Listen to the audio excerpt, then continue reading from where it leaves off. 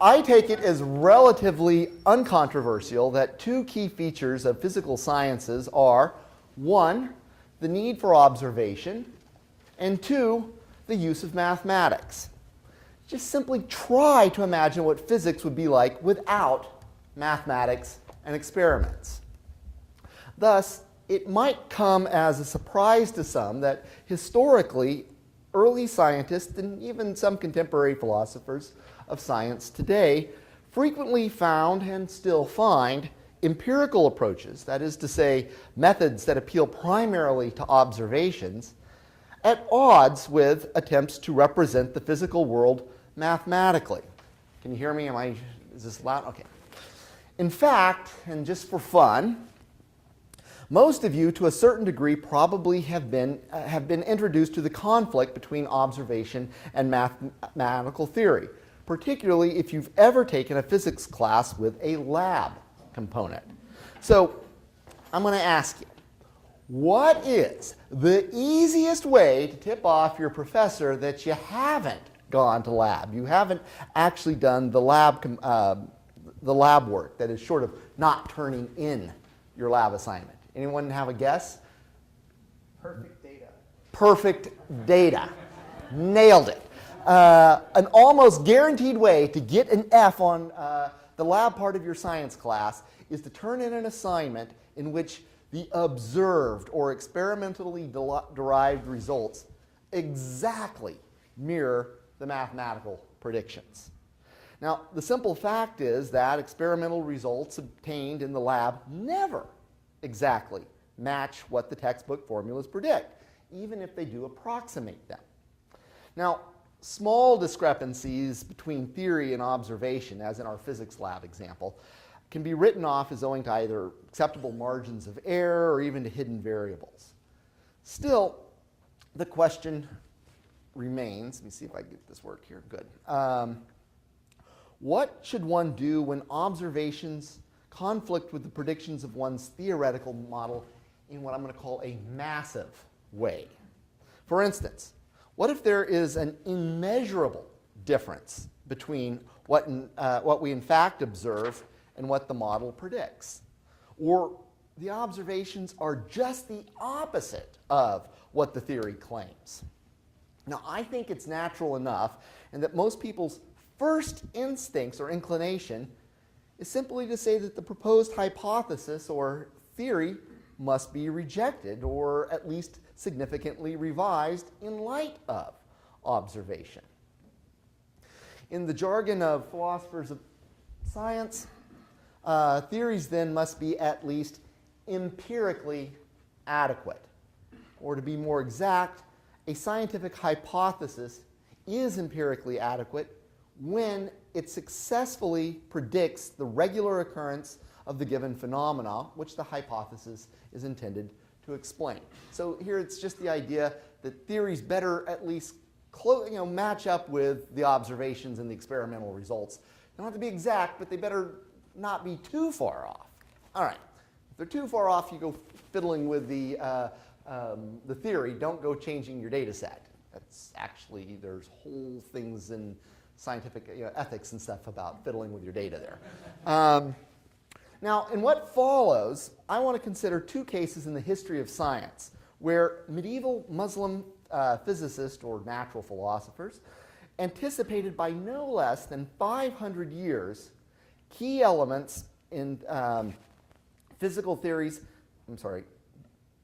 Muslim physicists anticipated by no less than 500 years key elements in physical theories similar to ones discovered during the scientific revolution in Europe. Theories which, in fact, are still with us today. The European theories are, first, the optics of Johannes Kepler, and then second, oh, here we go. Try this. Can we hear it? No. No? Yes?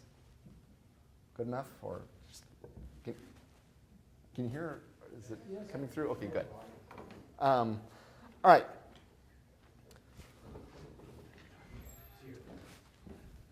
Okay, so while this is going on, I've noticed that my glasses are dirty, and so I'm having, they're smudged, and so I'm having problems reading. So, And there I did it again. No. Are we okay? Can you hear me now? Okay, all right. Okay, so again, the European theories are first the optics of Johannes Kepler, and second the three laws of motion of Isaac Newton. The early Muslim scientists whom I consider were confronted, however, with what I'm calling this massive conflict between theory and observation. As a result, they rejected those physical theories that we now consider to be correct. And that ought to be kind of cool. We've got theories that we think are right theories, good theories, and these guys actually knew of them or were close to them, and they thought that they didn't match up with observations. So figuring out what those observations are might be kind of fun.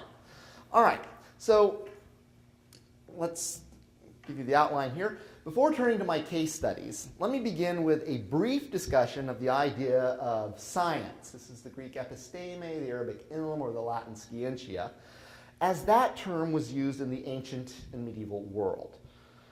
This will be followed by notions of observation and then mathematical models as they were understood in the history of Greek and then medieval Arabic science. Thereafter, I provide the details of my two case studies. First, the optical theory of Ibn al-Haytham, and second, the physics of Ibn Sina or Avicenna. At least Avicenna is his name as it translates into Latin. I then conclude with a playful musing about what these stories might tell us about the enterprise of science and the history of Islamic science in particular. Okay, so let's turn to science, mathematics, and physical sciences here. Okay, the Holy Grail, by the way, this is the Monty Python Holy Grail there.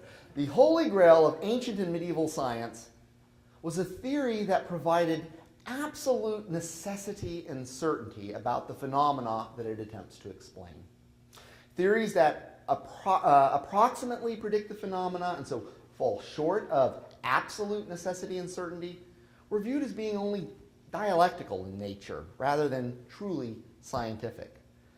So I just consider some theories that predict a certain smooth, continuous motion. So say the model predicts something along the lines of what you have here.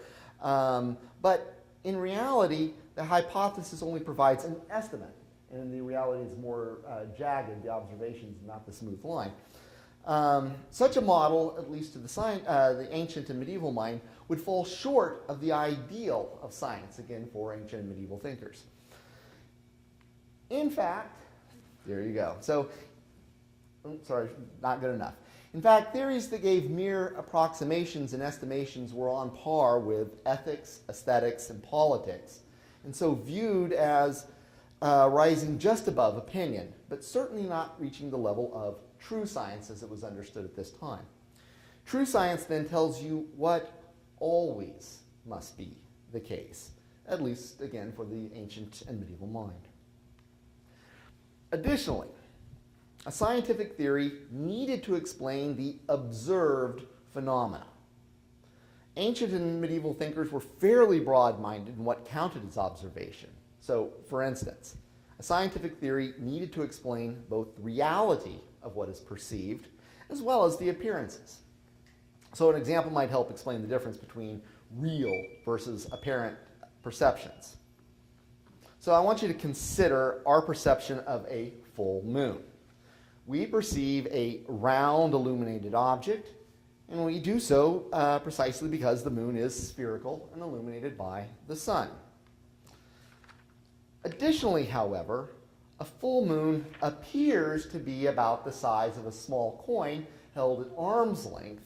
And just to stop here, one of these interesting bits of information. If you take a quarter, this is actually good, and hold it at arm's length, and look at it, this is actually a degree. So if you were wanting to sort of measure out the entire sky, there would be about 360 quarters held at arm's length. That'll get you an idea.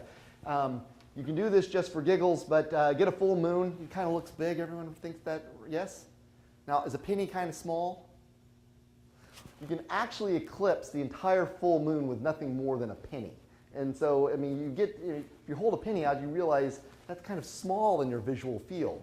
And so we know the moon's huge, so why does it sort of appear to us large, even though it's going to appear large? Notice it looks like it's about a foot there in that guy's picture, whereas in fact it really is it's less than a degree. A good scientific theory ought to explain why we perceive the moon as small when we know it's quite large. Okay, so in addition to real and apparent perceptions, ancient and medieval scientists recognized a further kind of observed phenomena required for a theory to be empirically adequate. In this case, the phenomena are certain types of opinions. Whether the common opinions which virtually everybody supposedly holds, or at the very least, the opinions of the learned in a given field. Now, while today we might not think of opinions as observed phenomena, there is nonetheless something in what the ancient thinkers were trying to describe, which hopefully another example will make clear. So now, I want you to consider the claim that nothing comes from nothing. I mean, the belief that every event, change, or new phenomena that comes to be has some causal explanation for its coming to be. Now, if right now a dozen little green men just instantaneously popped up behind me, started doing a line dance, and then just as mysteriously popped out of existence, we would be flabbergasted. We would ask, what happened? Was it holographs, smoke, mirrors? We might ask if the mothership had landed. We might even want to know what sort of mushrooms were in the salad. But what we wouldn't say in a case like that is, well, stuff like that just happens. So did I get them to disappear? Good. So we wouldn't just say, well, things like that happen. Good. So opinions like you can't get something from nothing. Then I mean, good science. You just imagine if somebody, crap like that happens. It's like no scientist is going to accept that. We're looking for causes. Why are we looking for causes? Well, because we don't believe you can get something for nothing. All right. So opinions like you can't get something from nothing, then, are also among the phenomena that ancient and medieval scientists wanted to respect. Yet one would be hard-pressed to find some immediate observation of such phenomena that grounds them in the way that I can, say, point to the full moon. If someone were to ask, so why do you believe the moon is round? I would just point. I can't point and say, why do you believe that you can't get something from nothing? Still, it seems reasonable that apart from observations, one would never arrive at such opinions. Hence, there is a sense in which deeply entrenched opinions are observed phenomena, again, at least to the ancient and medieval mind. And I mean, this doesn't really change all that much. If I say that two events, that there's no such thing as absolute simultaneity or something like that, most of us have had at least maybe enough familiarity with Einstein and everything else to realize, oh, there's something to that, even if we couldn't reproduce the arguments. We figure Einstein said it, there's probably some reason for it, and we would want a theory to somewhat observe that fact. So, I mean, this hasn't completely left us. All right. In sum, then, for the ancient and medieval scientists, observations might, 1, represent the way things in fact are. 2, they might refer to appearances which are somewhat illusory and do not exactly correspond with the way things are. And 3, observations might correspond with our widely held and deeply entrenched opinions, at least of the learned within a given field of scientific study. Now, as for the place and application of mathematics in scientific inquiry, it has something of a motley history, certainly when you go back to the ancient and early modern period, early medieval periods. The motivation behind the application of mathematics to physical investigations remains the same today as it did in the historical past. Try to reduce various qualitative features of the world, like sights and sounds, to quantitative features like numbers and measurements. Now, while there was some success in providing mathematical analyses of physical phenomena in the ancient world, in the ancient Greek world, particularly in astronomy and optics, and we'll see this again when we get to the discussion of optics, on the whole, the project, this sort of trying to reduce quantitative features to qualitative features to quantitative features, never got very much momentum going.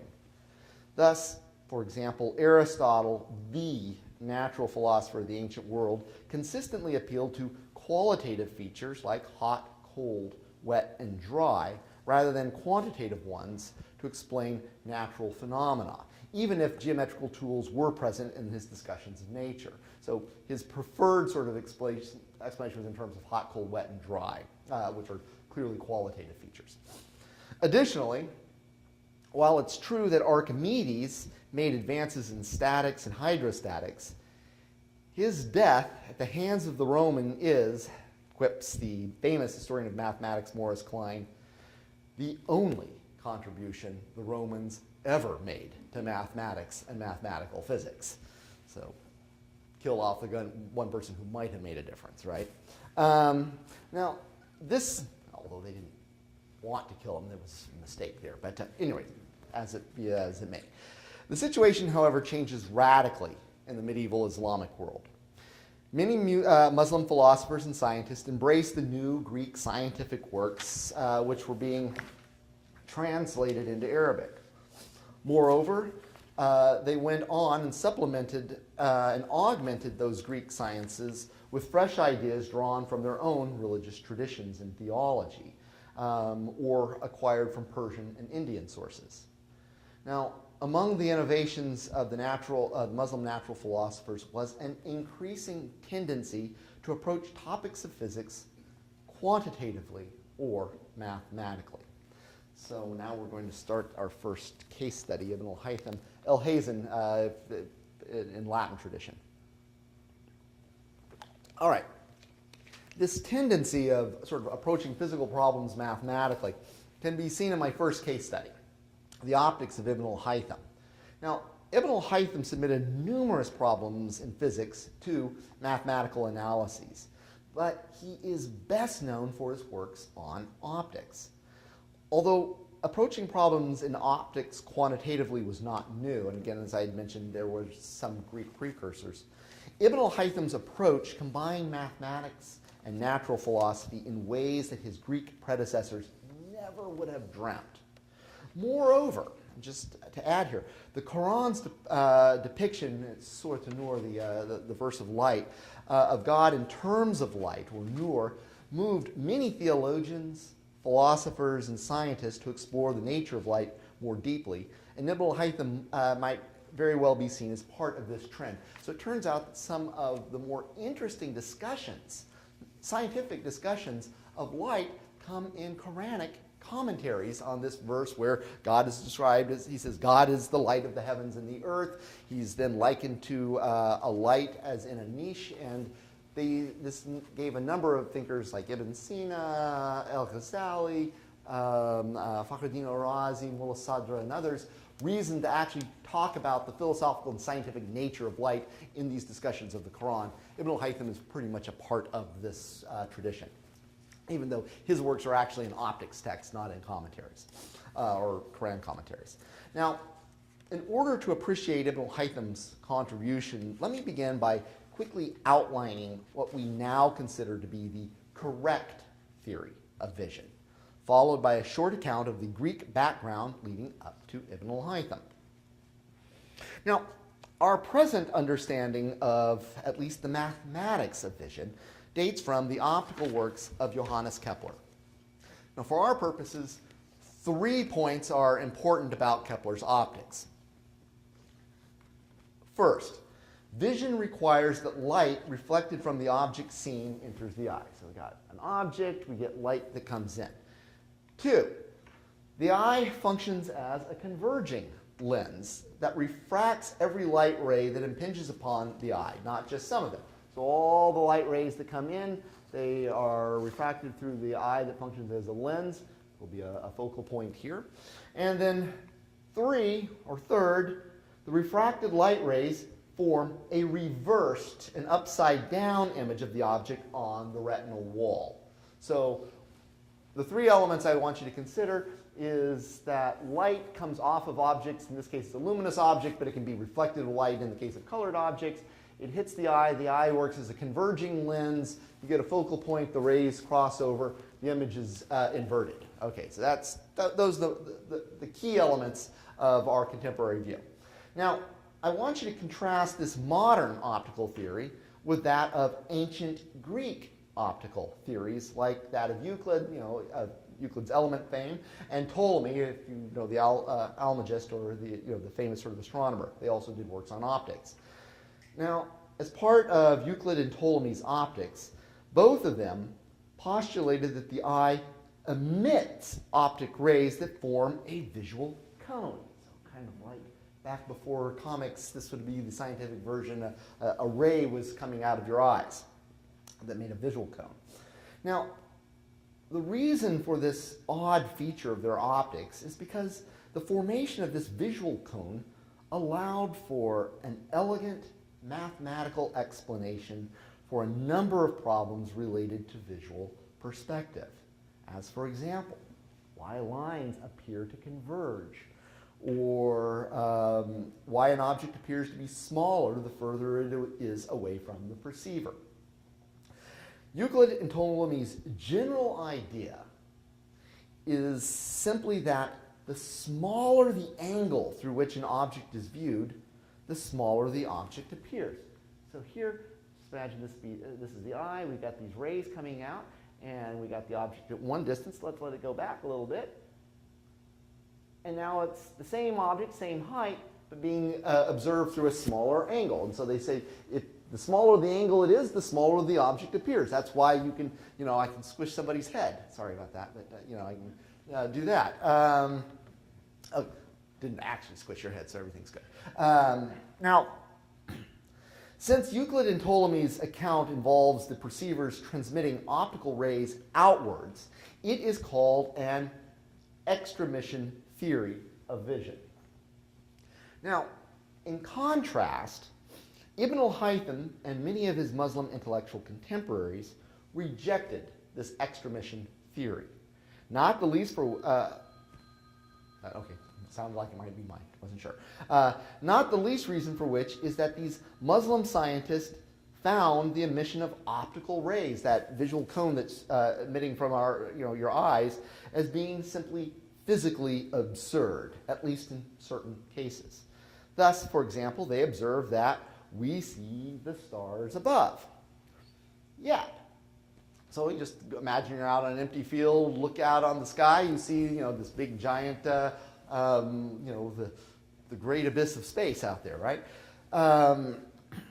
Yet, says Ibn al-Haytham and others, it's simply physically impossible that whenever you gaze upon the stars on a clear night, you should generate enough optical rays to produce a visual cone that virtually as large as half of the visible universe. So if you're having to produce a cone, just go outside, look, and just imagine how much you're going to have to eat to get a cone that's that big, okay? Because this is coming out of you. It's supposed to be some physical cone here. Okay, or pneuma, they would call her spirit. Okay, now, in place of the extramission theory, Ibn al-Haytham developed a new theory of light, an intromission theory of light. Now, according to his optics, from every point of a colored body, light either radiates if the body is luminous, or is reflected if the body is non-luminous or colored. Moreover, continued Ibn al-Haytham, each ray of light carries with it, as it were, the color of the point from which it emanates. Additionally, he went on, the light forms a cone, the base of which is at the sensible object, and the vertex of which is at the eye of the perceiver. So there's the base of it, and it goes back to the eye of the perceiver here. The formation of this cone allows Ibn al-Haytham to exploit the earlier mathematical insights of Euclid and Ptolemy. Ibn al-Haytham, however, placed one very important restriction on the formation of this visual cone. The cone is not formed from every light ray that strikes the eye, but only those that impinge upon the eye at right angles, or 90 degrees. The rays that do not reach the eye at a right angle are, says Ibn al-Haytham, reflected away from the eye and do not enter into the eye. The result of this restriction is that light rays that hit the eye at angles greater than or less than 90 degrees have no effect on the image formed in the eye, simply because they never enter into the eye. Now, the reason that Ibn al-Haytham restricted which rays pass through the lens of the eye and which ones are reflected is that he wanted a point-for-point image of the sensible object formed on the back of the eye. He wanted to make sure that every point here had some corresponding point there on the back of the eye, and only one point. If all the rays were allowed to enter into the eye and to affect image formation, Ibn al-Haytham feared there would be a distortion of the image that is formed. It would blur. The result would be that even folks with 20/20 vision would experience the world as a blur, as I do as soon as I take my glasses off. By the way, it's kind of cool. As soon as I take my glasses off, the whole world's an impressionist painting. It's kind of neat. So if you like Monet, and I do, so there you go. Sorry, I was at the National Museum once looking at the Monets with my father, and my father kept doing this. And finally he turns to me and goes, "John, all these pictures are blurry." Yes, okay. Anyway, the very fact that we experience the world with relative clarity is an empirical phenomenon that Ibn al-Haytham needed to account for, and did so by developing a theory that limited the rays forming the image in the eye only to those that enter the eye at right angles. So he's trying to make sure that his theory comes into is in accord with or empirically adequate as he understood it. Okay. The story, however, turns out to be a bit more complex, and in fact, I think a lot more interesting. For, as I hope to show you, Ibn al-Haytham actually had almost all the elements of our modern theory of vision, but did not consider them relevant, since in his eyes our current theory of vision involves what I've called a massive conflict with observation. So let's consider what that conflict is. After treating vision in his optics, Ibn al-Haytham turned to the study of the formation of images by lenses. In that section, he considered objects seen through a glass sphere, which is just a special case of a converging lens. Now, at least two of the points that emerge from Ibn al-Haytham's discussion of lenses are of interest to us. First, Ibn al-Haytham was able to demonstrate that the entire sheaf of rays reflected from an object, not just the ones hitting the lens at a right angle, reflect out of the lens so as to congregate most densely at a well-defined focal point. So it doesn't matter whether they hit at a right angle or not, he could show that they would all converge at one particular point and then go out in the opposite direction. Okay. Second, now don't be afraid about this picture. I'll try to explain it, but it's a diagram from his optics, from Ibn al-Haytham's optics.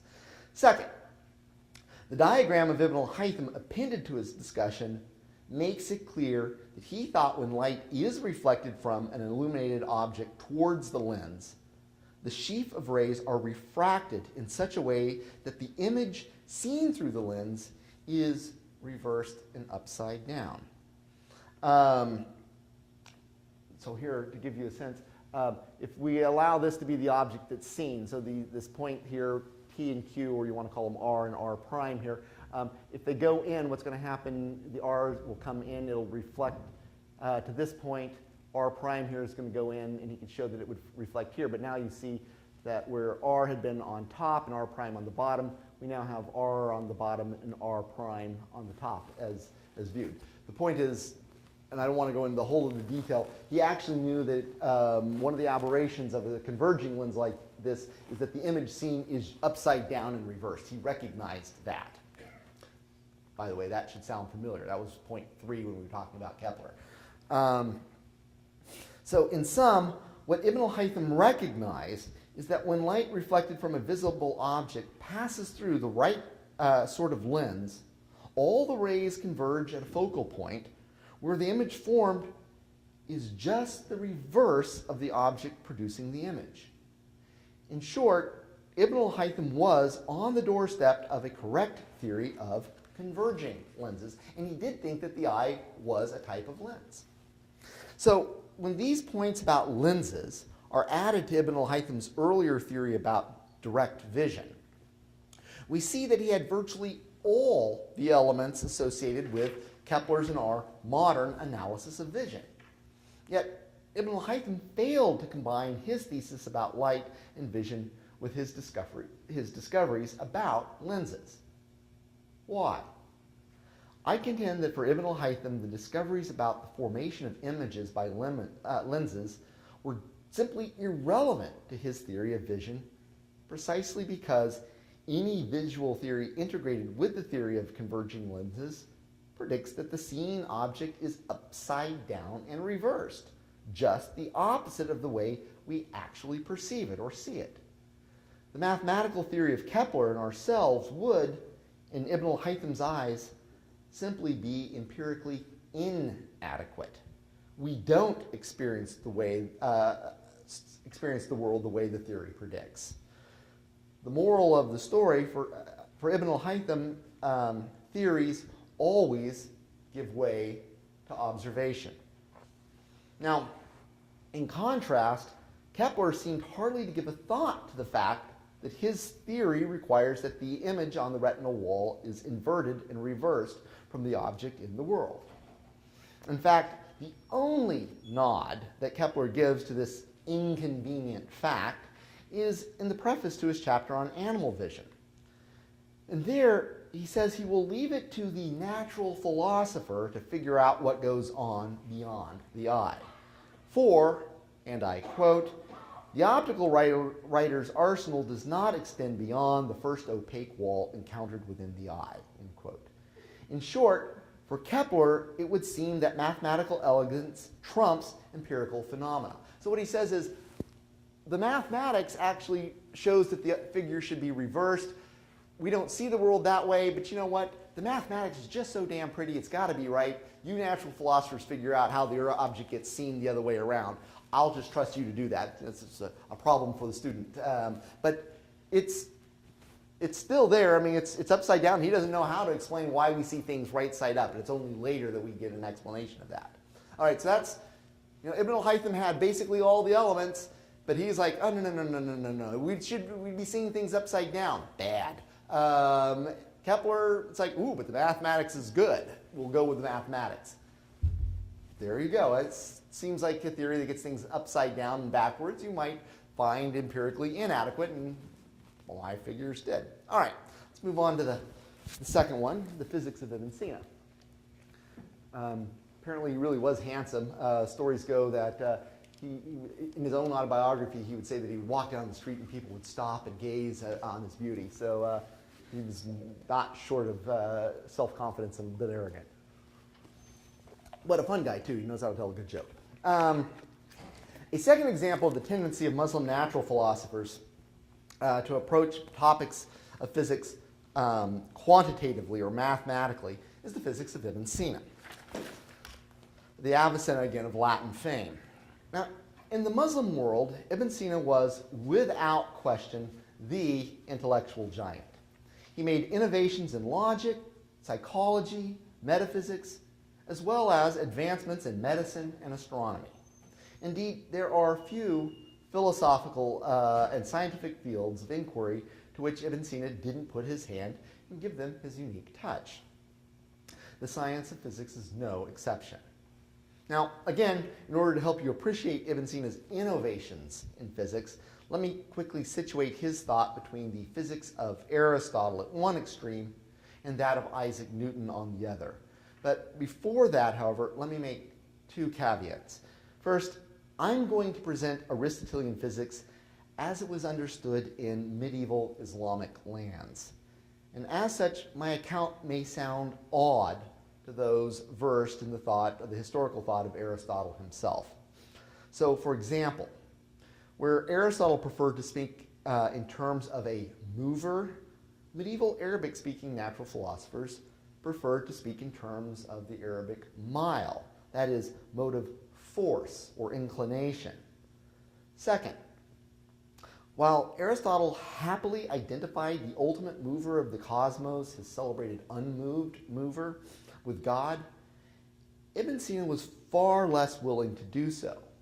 And interestingly, Ibn Sina's unwillingness on this point was not due to a desire to separate physics and theology, but rather because he thought that Aristotle's unmoved mover, and indeed any impersonal force, failed to describe the God of the Quran. It simply wasn't God. So, I mean, there's a difference between the historical Aristotle and what we're about to see now. Now, with these caveats in place, let's now turn to Aristotelian physics done in Islamic lands. Now, again, Aristotle, the natural philosopher par excellence of the ancient world, argued that the force producing motion in a body is proportional to the velocity of the moving body and the weight, or somewhat anachronistically, the mass. So Ibn Sina formalizes Aristotle's fundamental law of motion as force equals mass times velocity. Now, and I'm being a little bit anachronistic here, and I understand that. It's in part in order to make comparisons with what's going to go on in Newton. And so I realize there's a sort of incommensurability of the two theories, but you'll see why, by putting this, hopefully you'll see why Aristotle, or at least Avicenna's Aristotle, and Newton are doing some of the things that they're doing, where they differ and where they agree. All right. Now, what this law here, force equals mass times velocity, implies is that a force is needed to maintain the velocity of a moving object. In other words, for medieval Muslim Aristotelians, as long as some object is in motion, there must always be some force acting upon it to explain its being in motion. Consequently, a natural enough question arises about the continuous motive force during projectile motion. So, for example, when you throw a ball or shoot an arrow, what keeps the ball or arrow going after you're no longer in contact with it? Okay. Now, Aristotle's answer is that when you throw a ball or shoot an arrow, you also stir up the air around the object. And this stirred up air then acts as the continuous motive force keeping the object in motion during its flight. So when I throw the ball, I also stir up the air, and the air will keep the object going, and it'll stir up the air, and it'll keep the object going. All right. Now, if you find this answer unsatisfying, if not even just a wee bit on the silly side, you would not be alone. One of Aristotle's 6th century Greek commentators, John Philoponus, argued that Aristotle's idea verged on the absurd. One of his many complaints is that while the motion of your hand and bowstring might initially stir up the air, the question still remains, well, what keeps the air moving so as to move the arrow along? The problem concerning the continuous force acting upon the air just is the same as the one about what keeps the arrow moving. We've gotten no closer to solving the problem of projectile motion, says Philoponus. So instead of air acting as the force on the projectile, Philoponus suggested that when, for example, you shoot an arrow, you impress a force into it. This impressed force, which Philoponus called inclination, it's the Greek rope, or Arabic mile, or we have seen before, works something like gasoline. Give me a pinch of salt here. This is not a perfect analogy, but hopefully it'll make the point. You put so much inclination in, and you get so much motion out, at which point the inclination gets used up, just like gasoline, and the object stops moving. Now, Philoponus' theory of inclination was very influential among later Muslim physicists, who certainly preferred it to Aristotle's solution to the problem of projectile motion. Now, we shall return to it shortly, but for now I just simply want to note that Philoponus' account of impressed force makes the inclination self-expending. In other words, the very effect of the inclination, namely the motion, uses up the impressed force. Consequently, no external force is needed to explain the gradual decrease in a projectile's inclination. So you shoot the arrow, and the force itself is going to eventually wear out, and that's why the arrow drops. And that's the sort of element of Philoponus is there. Now, before turning to Ibn Sina, let me briefly jump ahead to the account of motion found in Isaac Newton. Now, while Newton's contribution to modern physics are inestimable, and here you just need to think of the theory of universal gravity, his calculus, and the like, he is perhaps best known for his 3 laws of motion. And so those laws are every body continues in its state of rest or of uniform motion in a right line unless it's compelled to change that state by forces impressed upon it. This is the so-called law of inertia. Law 2. The change of motion is proportional to the motive force impressed. Force equals mass times acceleration, F equals ma. And then finally, 3. For every action, there is an equal and opposite reaction. So I want to consider these laws a bit more closely. The law of inertia is historically important because, in effect, it is an outright rejection of the Aristotelian law of motion. Again, force equals mass times velocity. For the Aristotelian law requires some force to maintain the constant velocity of a moving object, whereas the idea of inertia implies that no such force is necessary. Once you get the thing moving, it'll go on its own. Now, Newton's second law, force equals mass times acceleration, states the conditions under which motion is, which a force is required for motion, namely when there is acceleration, that is, any change in motion, whether with respect to velocity or direction. Now, the third law, for every action there is an equal and opposite reaction, is a bit more complicated, but it's also less important for our story. Newton was what we call a corpuscularian. Oops. I missed, there should be right there, sorry about that. That is, he believed that the objects around us are composed of tiny billiard ball-like atoms. So trying to calculate the millions, even billions, of individual motions of all the atoms making up even normal-sized objects, let alone a massive one like the Earth or Moon, would be nigh on impossible. The third law, therefore, allows one, in effect, to say that all of an object's individual atomic motions balance each other out, such that the object can be treated like a mere point or single atom. In other words, given the third law, the mass of a body can be treated, at least for the purposes of mathematical calculations, as if it's all connected at it's all concentrated at some single center of gravity. So the whole purpose of, for every action there's equal opposite reaction, is to allow you to cancel out all the various individual motions of the atoms and treat it as if all of the weight or mass is at one point. So it just makes the math easier, is what it comes down to. All right, we can now appreciate how Ibn Sina anticipated elements of Newton's 3 laws. But first, let me be very clear. I am not, and I repeat, not claiming that Ibn Sina was the medieval Muslim Newton or has a physics even remotely like Newton's. Still, Ibn Sina clearly recognized that Aristotle's law of motion and Philoponus' conception of inclination were wanting. And his emendations of those notions were in the direction of Newton's three laws. So let me consider how Ibn Sina anticipated those laws now in reverse order.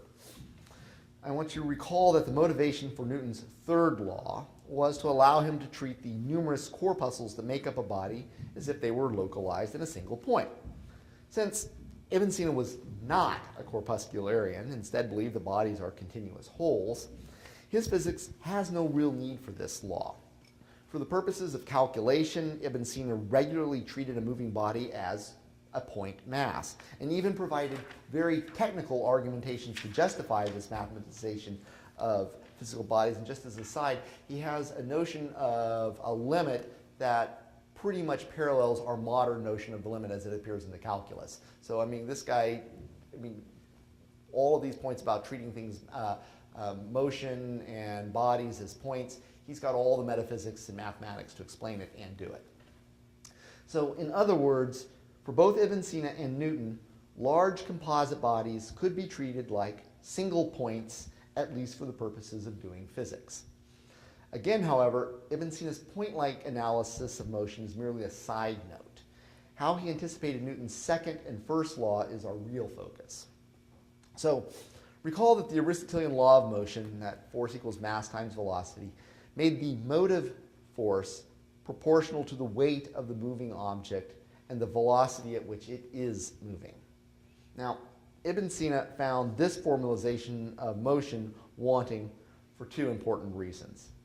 First, he observed that the closer a moving object is to its natural place, the faster its velocity. So I actually just grabbed this off the web.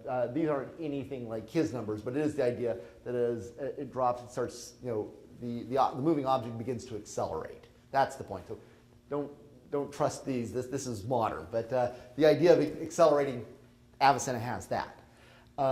So while the idea of a natural place is foreign to contemporary physics, the example that Ibn Sina gave to make his point is not. He claimed that if you carefully observe a falling object, you can see that it accelerates the closer it gets to the ground. Given this observation, Ibn Sina's first complaint against making force equals mass times velocity is that the formula is incomplete because it does not account for acceleration. And as far as I know, Avicenna's the first one to recognize that acceleration is a phenomenon that needs to be explained. I'm not saying there are others, but I mean, he really points to it as somebody else this needs to get done.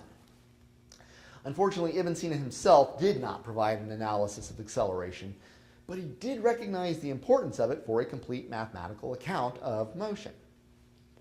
His second complaint against the Aristotelian law of motion, again, force equals mass times velocity, while perhaps less obviously connected with Newton's own insight, so is in fact, I'm sorry, while perhaps less obviously connected with Newton's own formula, force equals mass times acceleration, it is in fact more important for getting to Newton's insight. Ibn Sina complained that his predecessor's analysis of motion failed to appreciate the role of frictional forces. Thus, observed Ibn Sina, if the motive force is proportional to the weight and velocity, that is the distance and time moved, then, for example, if two horses can move a load 100 meters in 5 minutes, then one horse, in principle, should be able to move the same load either 50 meters in 5 minutes or 100 meters in 10 minutes, again, as the formula suggests. Ibn Sina objected, however, simply noting that half of the force might not overcome the frictional coefficient. In short, one horse might not be able to move the load at all, which two horses can move. And so he recognizes you need to talk about a medium. Okay, even if the force can overcome the frictional coefficient, Ibn Sina continued, the Aristotelian law fails to take into account the frictional force of the surrounding medium through which the object is moving. Thus, a ball thrown with a given force through the air travels at one velocity, but at an entirely different velocity if thrown with the exact same force through, it travels at one velocity if thrown through the air, and a different velocity if it's thrown through water, and even less so, it moves even slower the denser the medium is. In short, any adequate law of motion, Ibn Sina believed, must take into account the surrounding frictional forces of the medium. Now, this last point about frictional force of the medium allows us to appreciate how Ibn Sina anticipated Newton's first law of motion, the law of inertia. Since philosophy talks are not mystery novels, let me start by telling you Ibn Sina's conclusion first. He wants to show that accepting something like the law of inertia amounts to getting something for nothing, getting indeed infinitely more than you put in. Now, to see this point, I want you to recall that Philoponus had introduced a notion of impressed force. Ibn Sina also adopted this idea in his physics. However, while Philoponus had thought that the impressed force was self-expending, it could explain its own dissipation, Ibn Sina strenuously argued that the inclination is used up only if some external force acts upon the moving object, like the frictional force of the medium. Now, Ibn Sina's exact argument against the self-expanding nature of inclination is a complex one. His criticisms involve laying out all the logically possible ways an impressed force might exhaust itself, and then showing in detail, sometimes painfully such, that all of them in one way or another run afoul of the best theories of motion and causation of the time. Consequently, what I'm about to say is meant merely to give a flavor of the intuition behind Ibn Sina's elaborate argument. So there's a lot of hand-waving going on here, guys. So, according to the Aristotelian law of motion, the motive force is the cause of the object's motion. Additionally, for Philoponus, the motion of the object is the cause of the cessation of the motive force. So we can formalize these 2 points thus. Force is the cause of the motion here is the cause of the cessation of the motion.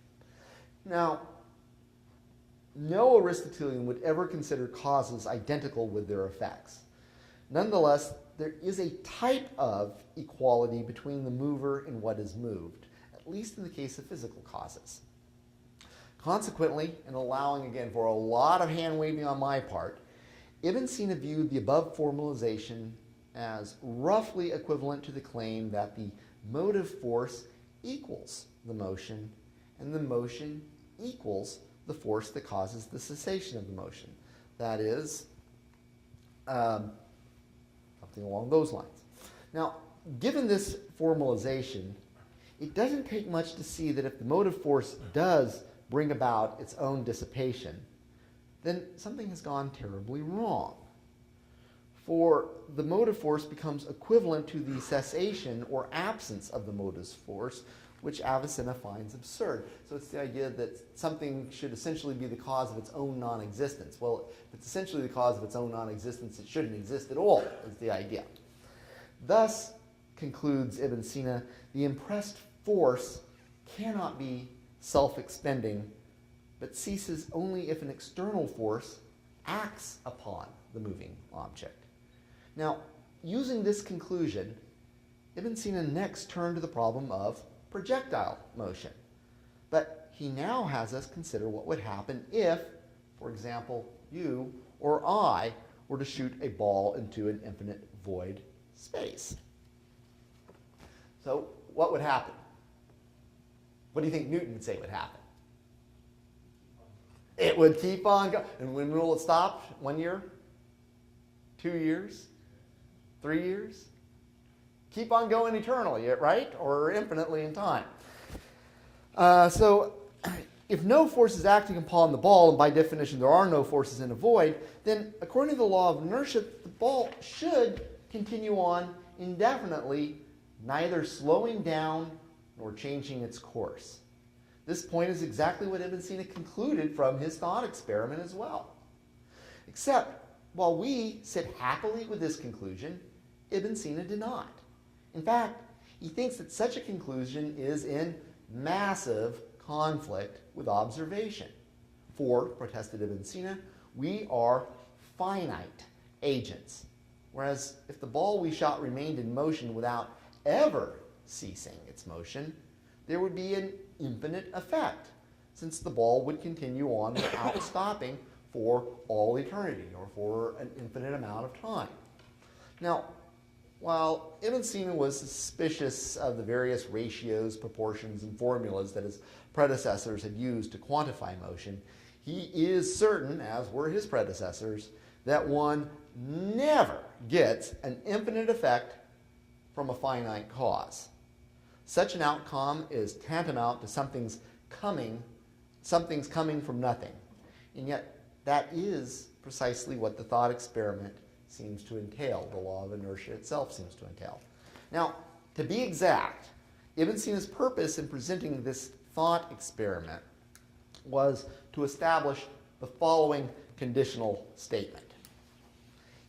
If there is infinite void space, then a finite force could produce a motion that never stops, slows down, or alters. That is to say, it would undergo, in this case, no form of alteration, but would continue in constant velocity. Now, since Ibn Sina took it as impossible that a finite force could produce what he considered to be an infinite effect, he concluded that an infinite void space was impossible. So you got this conditional: if there's an infinite void space, then a finite should be able to produce an infinite effect. Can't produce an infinite effect, therefore there can't be an infinite void space. If P then Q, Q is not the case, then P is not the case. It's simple as that. Now, in contrast, Newton, arguing from the exact same initial premise, assumes that an infinite void space is possible. And so he concludes that in principle, a finite force can produce a motion that never stops or varies. Ta-da. One man's modus ponens, folks, is another man's modus tollens.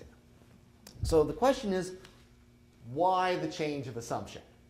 Why is this the change in the basic presuppositions that are motivating this argument? So at least part of the answer is that in 1277, the Bishop of Paris, Stephen Tempier, condemned 219 theses, said you can't teach them here in Paris, among which was the belief that God could not create a void. So based on our arguments by Ibn Sina and others, it was said that a void is impossible, not even God could create it, because even God can't do what's impossible. Now, the result of the 1277 condemnation was that natural philosophers had to take seriously the suggestion that a void was possible, since God could create it, thus making it possible. Among the first to take this possibility seriously was the medieval priest John Buradine, probably most well known for his ass, but you can ask me about that one later, who drew heavily upon the Latin translation of none other than Ibn Sina to develop a theory of impetus. Buradine's work on impetus in turn influenced Galileo Galilei, and it was through the writings of Galileo that Newton formed his own conception of inertia. Here, for better or worse, theological concerns replaced physical considerations, and the outcome was genuine scientific advancement.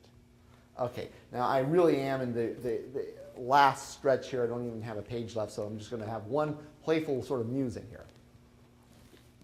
So let me conclude with one brief musing concerning the history of Islamic science and perhaps the enterprise of science itself. Now, as an historian of Islamic science, a question with which I am regularly confronted in both the scholarly literature, and I'm not making this up, even by folks on airplanes. I tell them, they find out that I do Islamic science, and the following question inevitably ensues.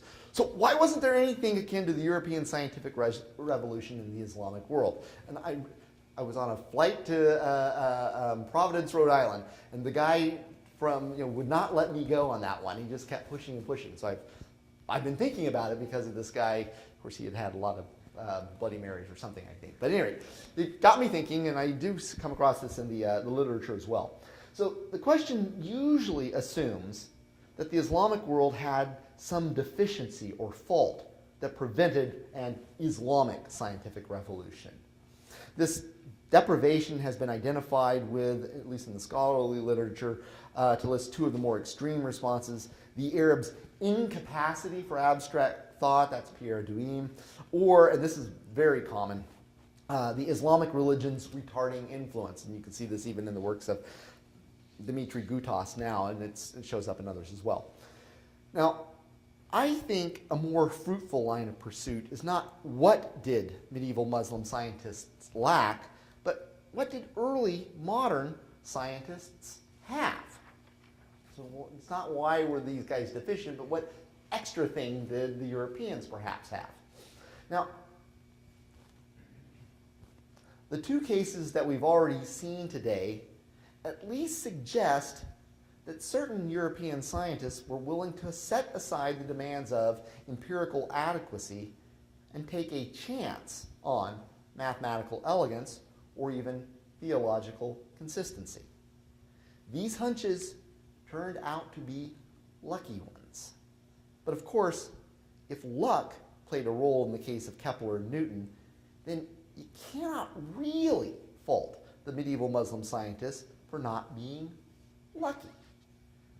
Additionally, these two cases tentatively suggest, and admittedly inferences based upon two instances are going to always be hasty, but they suggest at least that at moments of scientific discovery, there sometimes are, mixed with careful observation and mathematical theories, good hunches and lucky breaks. In short, it would seem that the creative scientist must know when to set aside the demands of observation and current theory and simply run with an idea. This is not to say that observation and the demands of theory are not essential to good science. They are, in my opinion, crucial to it. Still, sometimes, a bit of luck is all the difference in the world. Thank you very much.